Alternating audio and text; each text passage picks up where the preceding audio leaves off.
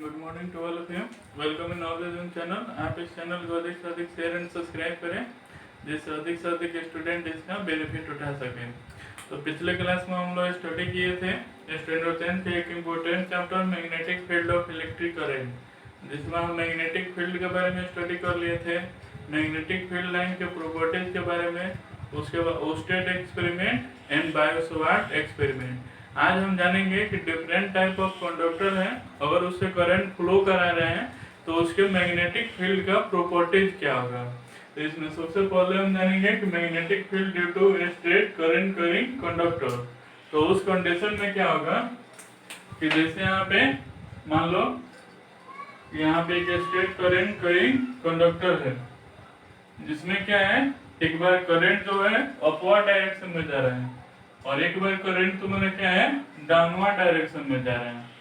और यहाँ पे एक मान लो कार्डबोर्ड लिया गया, एक कार्डबोर्ड लिया गया, कार्डबोर्ड लिया गया तो और उस पे क्या किया गया कि उसमें उसके कार्डबोर्ड के ऊपर आयरन का फिलिंग यानी आयरन का छोटा छोटा पार्टिकल रखा गया। और ये अगर मान लो कार्डबोर्ड है ये, और इसमें होल करके तुम्हारा कंडक्टर रखा गया है। तो जब कंडक्टर से करंट पास कराया गया तो मैग्नेटिक फील्ड क्रिएट हुआ अकॉर्डिंग टू ओस्टेड एक्सपेरिमेंट से। अब यहाँ पे जो मैग्नेटिक फील्ड क्रिएट हो गया उसको क्या देखा गया कि जो यहाँ पे जो इस पे हम आयरन पार्टिकल रखे थे वो कॉन्सेंट्रिक सर्कुलर के रूप में अरेंज हो गया, यानी वो कॉन्सेंट्रिक सर्कुलर के रूप में अरेंज हो गया। कॉन्सेंट्रिक सर्कुलर का मतलब जिसका सेंटर क्या हो, सेम हो और रेडियस तुम्हारे क्या हो, डिफरेंट हो। तो उस कंडीशन में इसमें करंट क्या अपवर्ड है और इसमें क्या है, डाउनवर्ड है। तो according to right hand thumb rule जब करंट तुम्हारा क्या होता है, अपवर्ड डायरेक्शन में रहता है, तो यहाँ पे मैग्नेटिक फील्ड तुम्हारा क्या होता है, एंटी क्लॉकवाइज, और जब डाउनवर्ड में रहता है तो तुम्हारा क्या होता है, क्लॉकवाइज। तो यहाँ पे जो मैग्नेटिक फील्ड लाइन होगा वो कुछ इस डायरेक्शन में यानी एंटी क्लॉकवाइज में, और यहाँ पे तुम्हारा क्या आ जाएगा, ये मैग्नेटिक फील्ड लाइन क्लॉकवाइज में हो जाएगा। तो यहाँ पे क्या था कि when an electric current is passes through a conductor, then iron filling arranged in concentric circular hole on cardboard.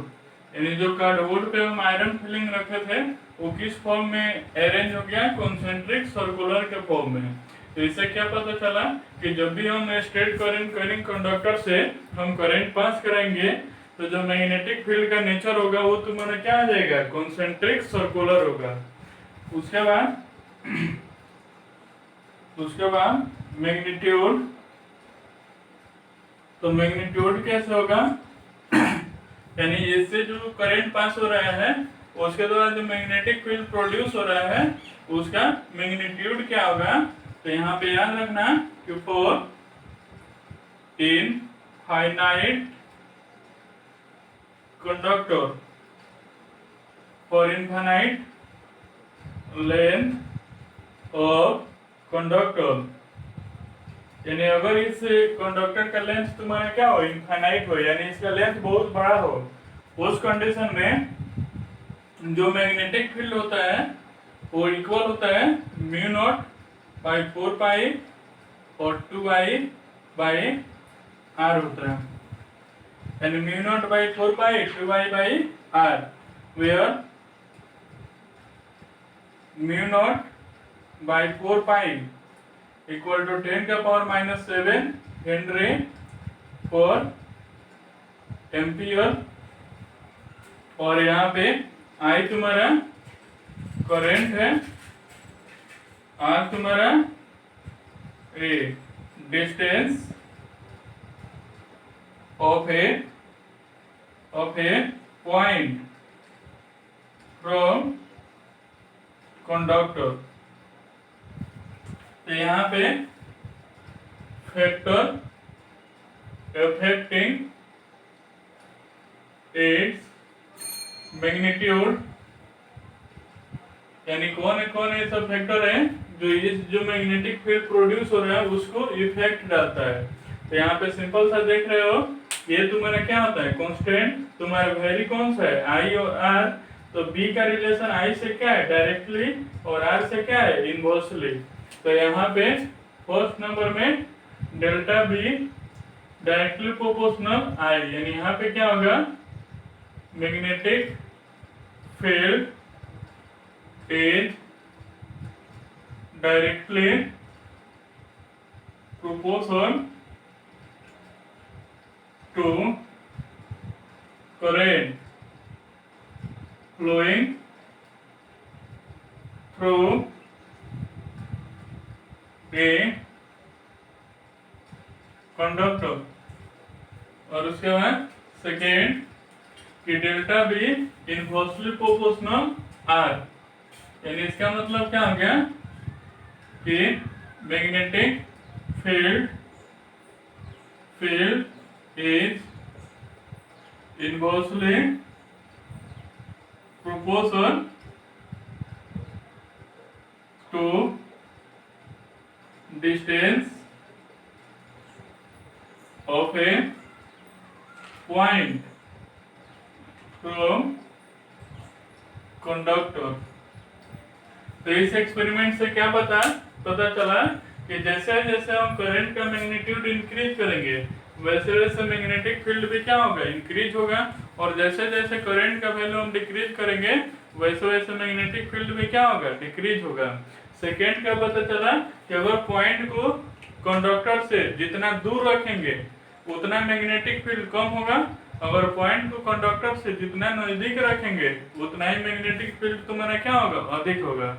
इसलिए सिंपल सा देखते हो कि मैग्नेट को अगर दूर ले जाते हो तो फोर्स ऑफ अट्रैक्शन क्या होता है कम होता है, क्योंकि वहां पे मैग्नेटिक फील्ड का स्ट्रेंथ तुम्हारा क्या हो जाएगा कम हो जाएगा।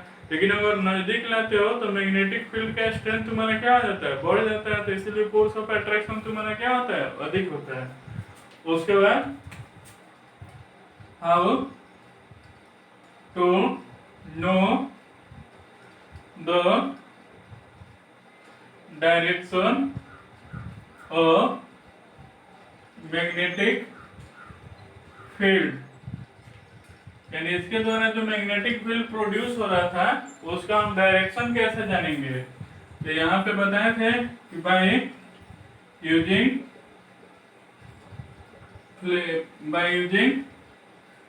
राइट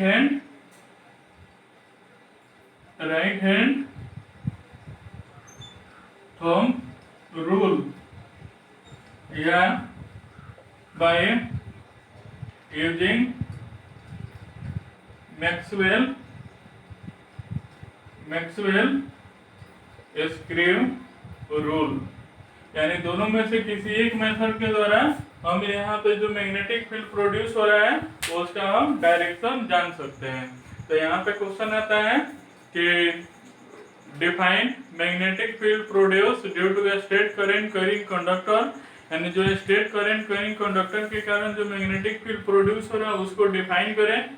सेकेंड नंबर में आता है कि वो किस किस फैक्टर पे डिपेंड करता है उसको डिफाइन करें।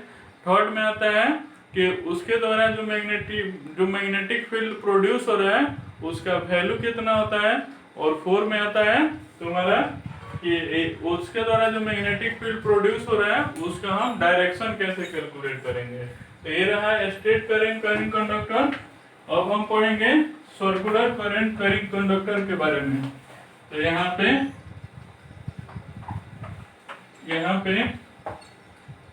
ये केवल तुम्हारा एक आ जाएगा इसमें स्ट्रेट के जगह पे सर्कुलर,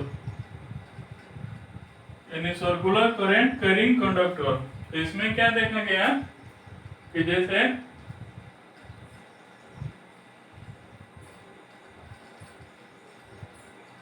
जैसे ये कोई सर्कुलर कंडक्टर है, इसको हम क्या किए, सेल से कनेक्ट कर दिए, तो इसमें आई एम्पियर गया, यानी ये तुम्हारा बैटरी है और ये सर्कुलर करंट कैरिंग कंडक्टर है। अब इसमें क्या किया गया कि जब करंट प्रोड्यूस करा गया तो मैग्नेटिक फील्ड प्रोड्यूस होगा। अब उस मैग्नेटिक फील्ड के बारे में क्या देखा गया कि यहाँ पे इसके दोनों एंड पे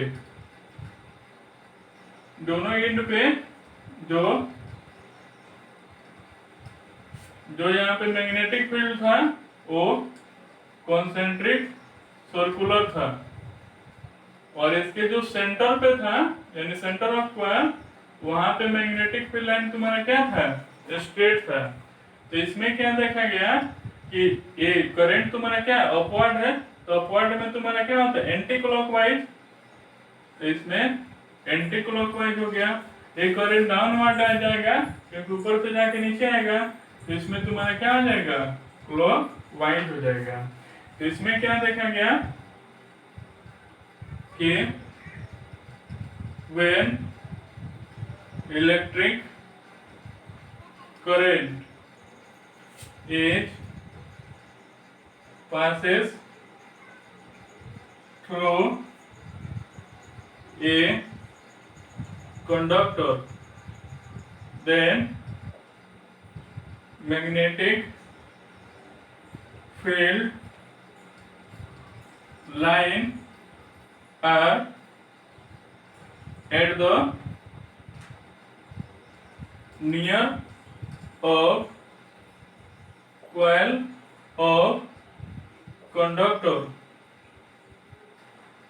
Magnetic field line are concentric circular. Due to it behave like a straight current carrying conductor। यानी इसका मीनिंग क्या हुआ कि यहाँ पे जो इसके दोनों एंड पे था यानी नियर ऑफ कॉइल पे जो मैग्नेटिक फील्ड लाइन था वो तुम्हारा क्या था, कॉन्सेंट्रिक सर्कुलर था। क्योंकि जानते हो कि अर्थ तुम्हारा क्या है, सर्कुलर है, लेकिन अर्थ का साइज बहुत बड़ा होने के कारण ये तुम्हारा क्या होता है, स्ट्रेट दिखाई देता है। उसी तरह यहाँ पे अगर सर्कुलर कॉइल अगर बहुत अधिक लेंथ का लेंगे तो ये जो दोनों एंड होगा वो तुम्हारा क्या होगा, स्ट्रेट लाइन की तरह बिहेव करेगा, और स्ट्रेट कंडक्टर की तरह स्ट्रेट कंडक्टर से मैग्नेटिक फील्ड लाइन तुम्हारा क्या होता है, कॉन्सेंट्रिक सर्कुलर होता है। तो इसलिए नियर द कॉइल जो मैग्नेटिक फील्ड लाइन था वो तुम्हारा क्या था, कॉन्सेंट्रिक सर्कुलर था। उसके बाद सेकेंड था at the centre of coil magnetic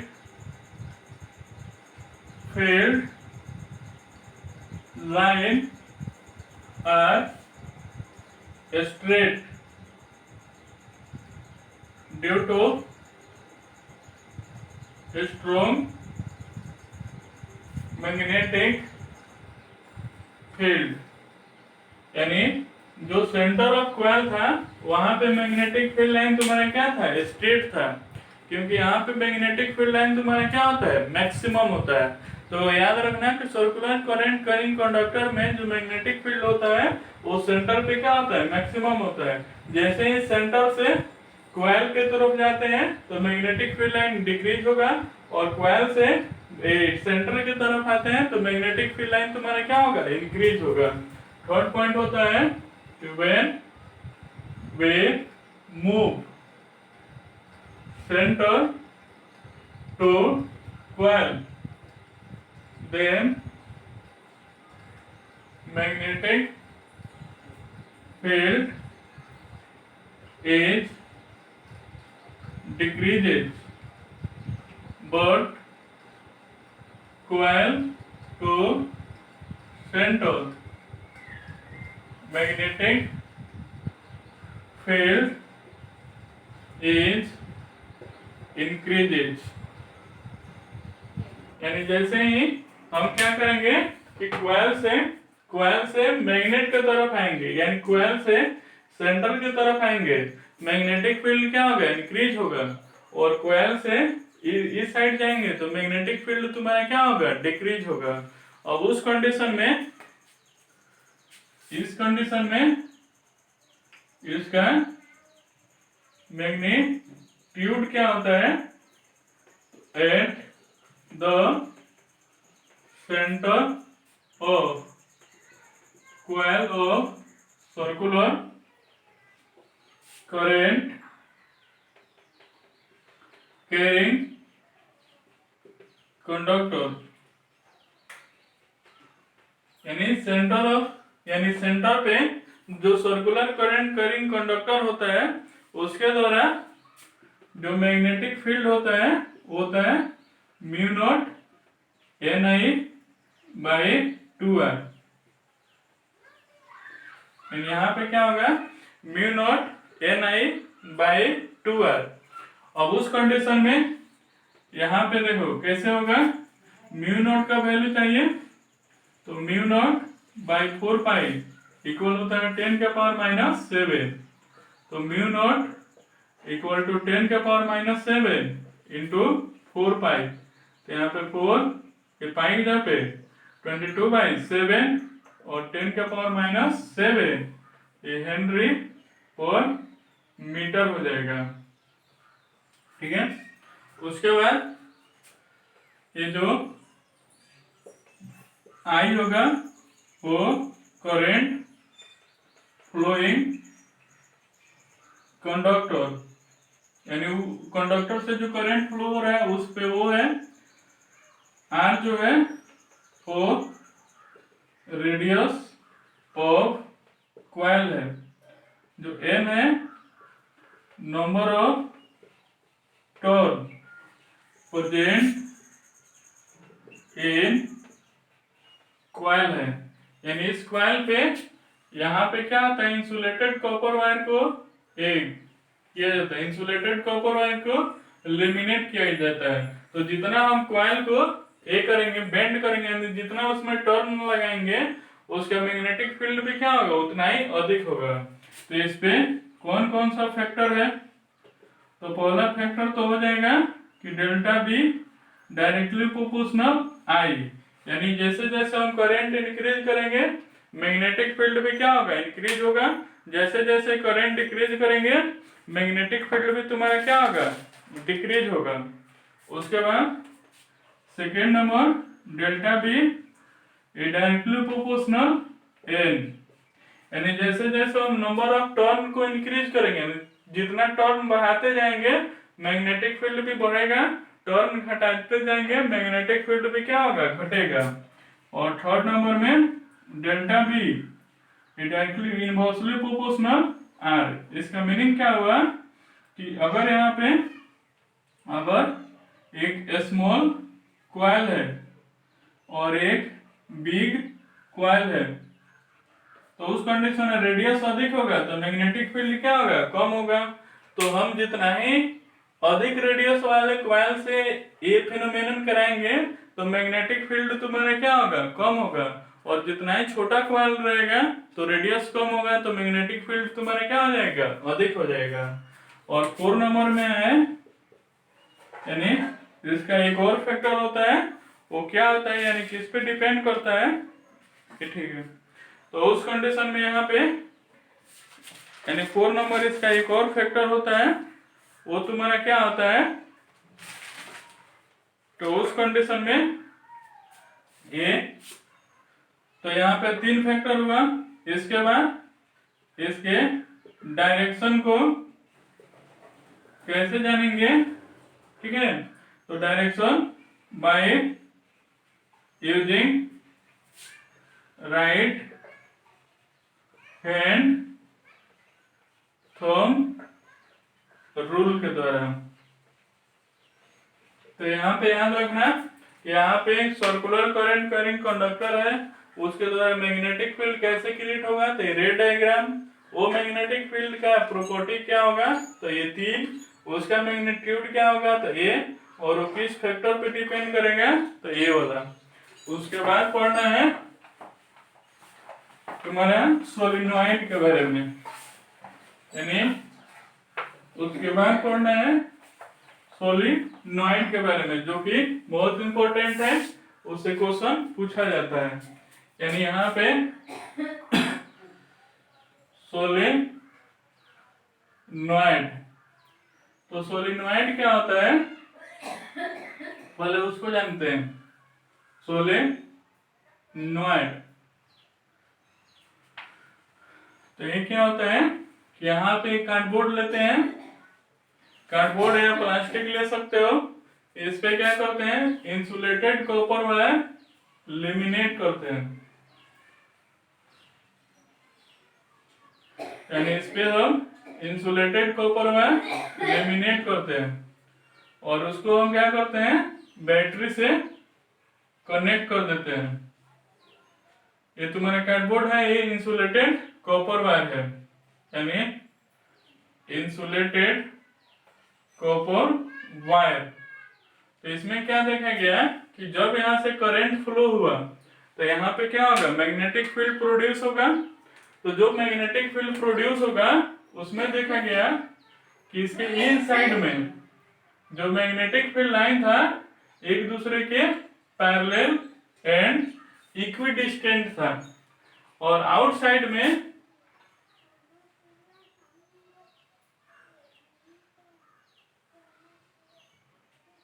कुछ ऐसे था,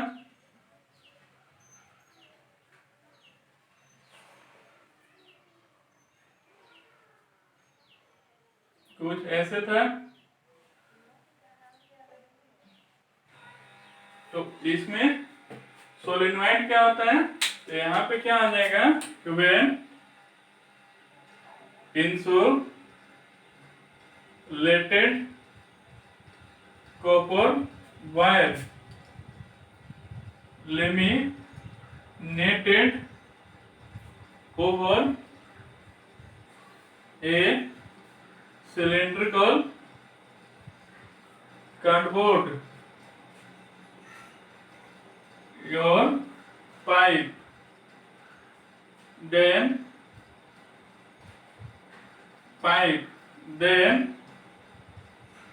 its length is greater than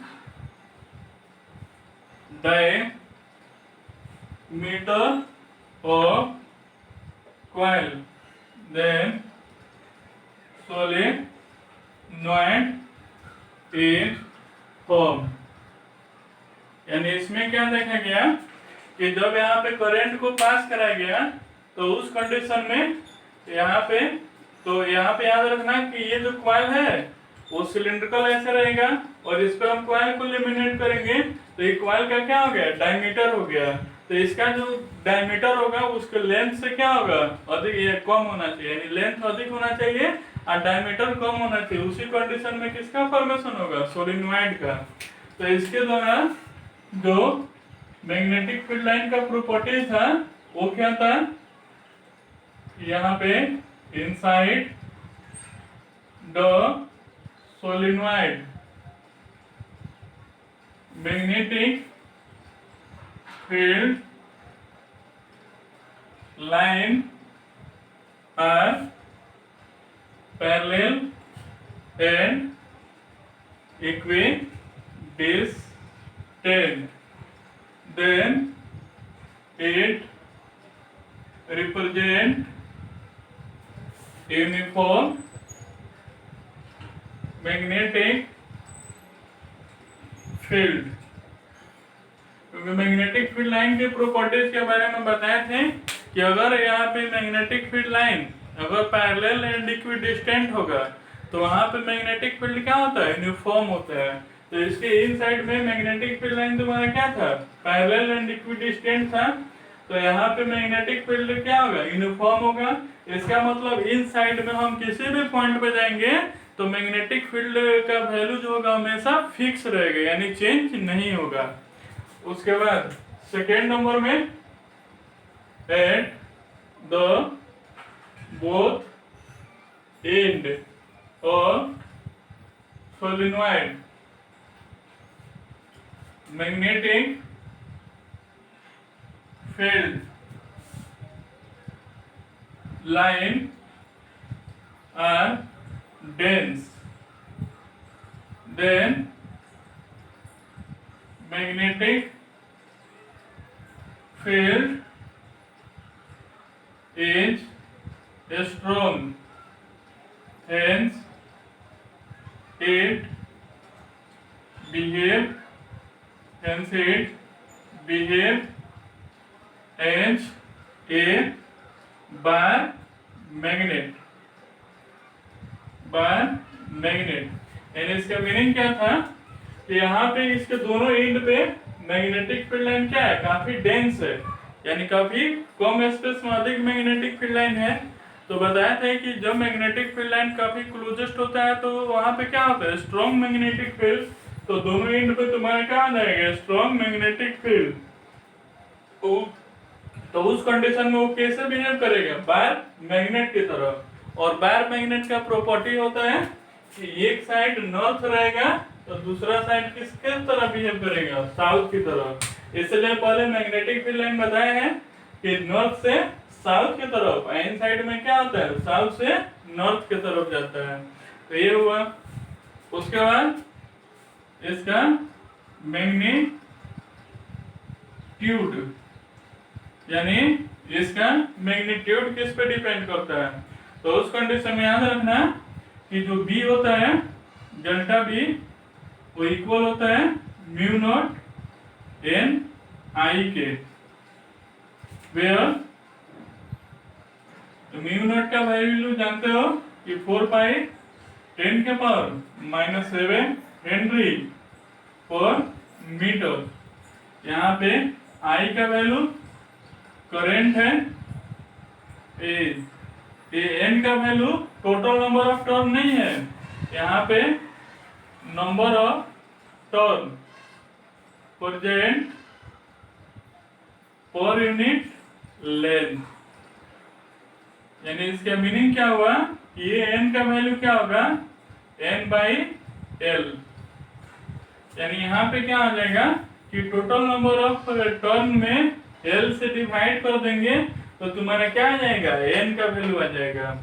और इस पे कौन कौन सा फैक्टर इसको इफेक्ट डालता है, तो पहले तो डेल्टा भी डायरेक्टली प्रोपोर्शनल आई, यानी करंट बढ़ाएंगे तो मैग्नेटिक फील्ड बढ़ेगा, करंट घटाएंगे मैग्नेटिक फील्ड घटेगा। और सेकेंड नंबर में delta B directly proportional N, यानी पर यूनिट लेंथ में जितना हम टर्न बढ़ाते जाएंगे मैग्नेटिक फील्ड भी क्या होगा, बढ़ेगा। पर यूनिट लेंथ में नंबर ऑफ टर्न घटाएंगे तो मैग्नेटिक फील्ड भी क्या होगा, घटेगा। और थर्ड नंबर में आता है कि nature of material present in core, यानी nature of material present in core. तो यहाँ पे nature of material present in core, तो उस सोलेनॉइड के अंदर जो मटेरियल प्रेजेंट रहता है उस पर डिपेंड करता है, यानी ये वाला वायर का। तो यहाँ पे अगर यहाँ पे सॉफ्ट आयरन यूज करोगे तो तुम्हारा स्ट्रॉन्ग मैग्नेटिक फील्ड प्रोड्यूस होगा। ये आ गया। उसके बाद इसी से रिलेटेड होता है टोरिनोइड, यानी इसी से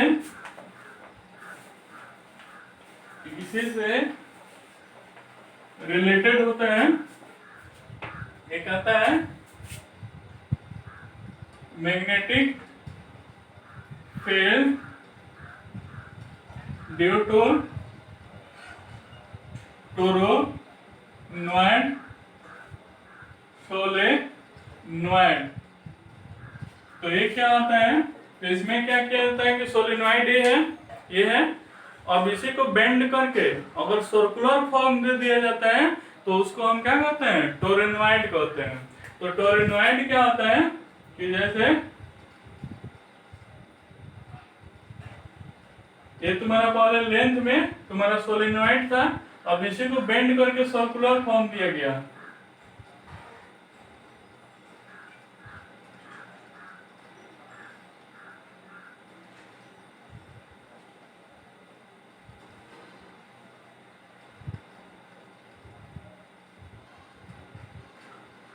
ये माइनस और ये प्लस, इधर से करंट गया। तो इसमें क्या दिया गया है कि सोलेनोइड क्या होता है, तो when solenoid is bend in form of circular, then toroid is formed, यानी then toroid is formed। तो इसमें क्या देखा गया कि and in when current is passes through toroid, then magnetic field produce only inside the toroid,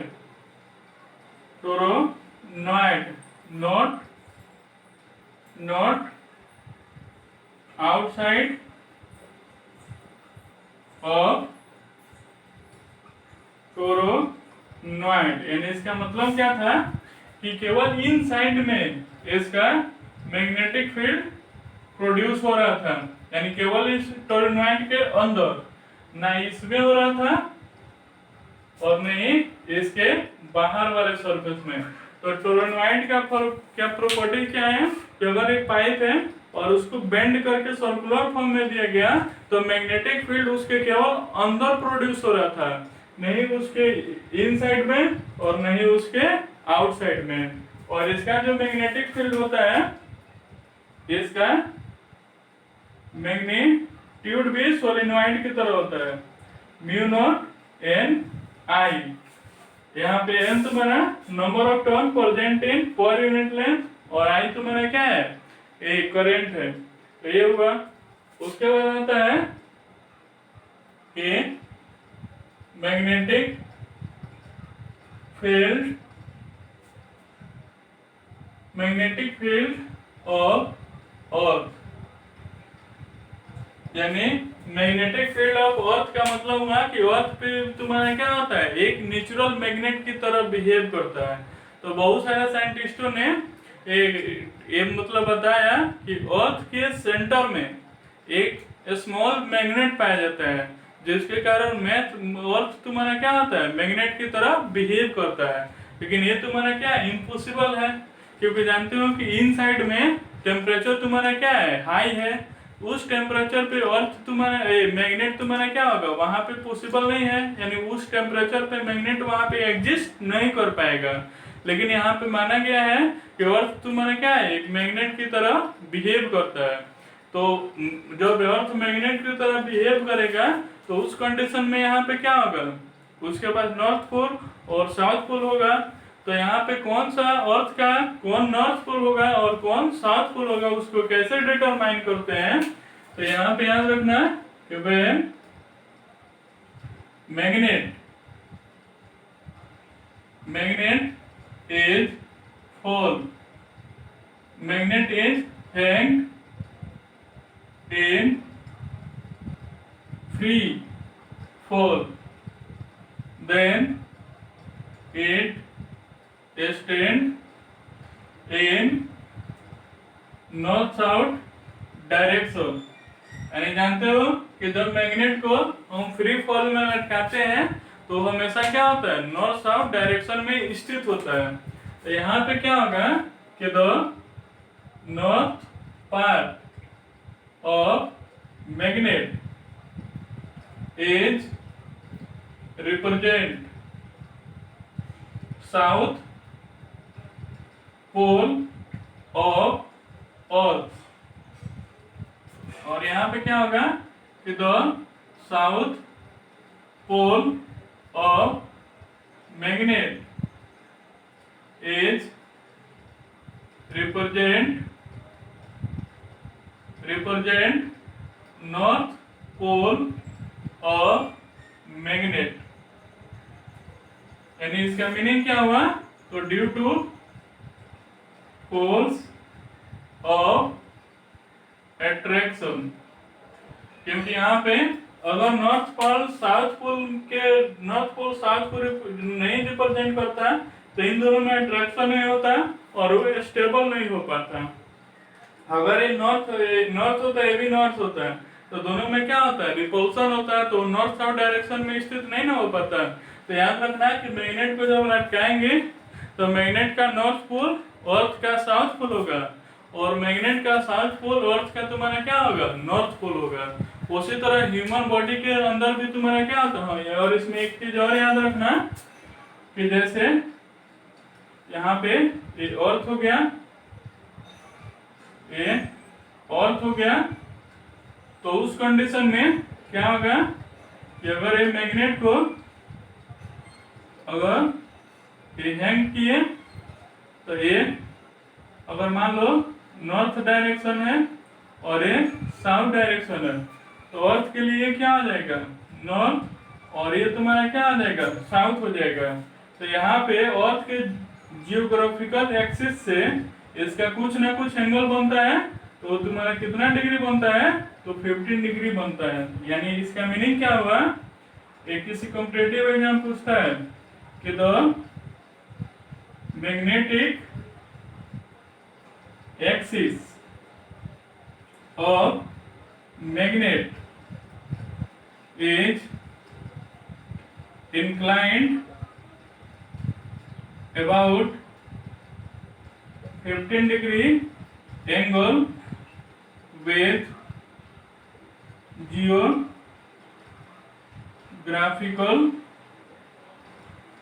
axis of earth। यानी याद रखना है कि अर्थ के जियोग्राफिकल एक्सिस से जो मैग्नेट होता है कितना एंगल पे प्रेजेंट होता है, तो तुम्हारा क्या होता है, अबाउट 15 डिग्री पे प्रेजेंट होता है। उसी तरह यहाँ पे हमारे बॉडी में भी तुम्हारा क्या होता है, मैग्नेटिक फील्ड प्रोड्यूस होता है। कैसे, तो जानते हो कि कंट्रोल एंड कोऑर्डिनेशन जो बायोलॉजी में पढ़ा चुके हैं, अगर जिसको मालूम नहीं है उसको वीडियो लेक्चर देख लेना। तो उसमें बताए थे कि जो हमारे बॉडी में जो मैसेज का ट्रांसफॉर्मेशन होता है वो तुम्हारा दो फॉर्म में होता है, एक होता है केमिकल फॉर्म और एक होता है इलेक्ट्रिकल फॉर्म। तो इलेक्ट्रिकल फॉर्म को हम यहाँ पे क्या कहते हैं, जो केमिकल फॉर्म में जाता है उसको हम कहते हैं हार्मोनल कोऑर्डिनेशन, और जो यहाँ पे इलेक्ट्रिकल फॉर्म में जाता है यानी इंपल्स के रूप में जाता है उसको हम क्या कहते हैं, कोऑर्डिनेशन कहते हैं। तो उस कंडीशन में इलेक्ट्रिसिटी जा रहा है, तो वो जो इम्पल्स है वो इलेक्ट्रिसिटी के फॉर्म में जा रहा है, और वो जो इलेक्ट्रिसिटी का मैग्नीट्यूड होता है वो थोड़ा डीम होता है, यानी उसका जो मैग्नीट्यूड होगा बहुत कम होगा। तो जब यहाँ पे इलेक्ट्रिसिटी पास होगा तो तुम्हारा क्या होगा, मैग्नेटिक फील्ड भी प्रोड्यूस होगा। तो हमारे बॉडी के इनसाइड में भी तुम्हारा क्या होता है, मैग्नेटिक फील्ड प्रोड्यूस होता है। इस मैग्नेटिक फील्ड के हेल्प से तुम्हारा हार्ट हुआ, चाहे ये लंग्स हुआ, या MRI ब्रेन का होता है, वो इसी प्रिंसिपल पे होता है। यानी मैग्नेटिक फील्ड तुम्हारा क्या होता है, बॉडी के अंदर भी प्रोड्यूस होता है। और नेक्स्ट वीडियो में पढ़ेंगे कि जब यहाँ पे मैग्नेटिक फील्ड यानी करंट पास करा रहे हैं तो मैग्नेटिक फील्ड प्रोड्यूस होगा। मैग्नेटिक फील्ड प्रोड्यूस होगा तो उसमें अगर किसी कंडक्टर को रखेंगे तो उस पर अट्रैक्शन या रिपल्सन फोर्स लगेगा। वो फोर्स का मैग्नीट्यूड क्या होगा, उसका डायरेक्शन क्या होगा, वो नेक्स्ट वीडियो में देखेंगे।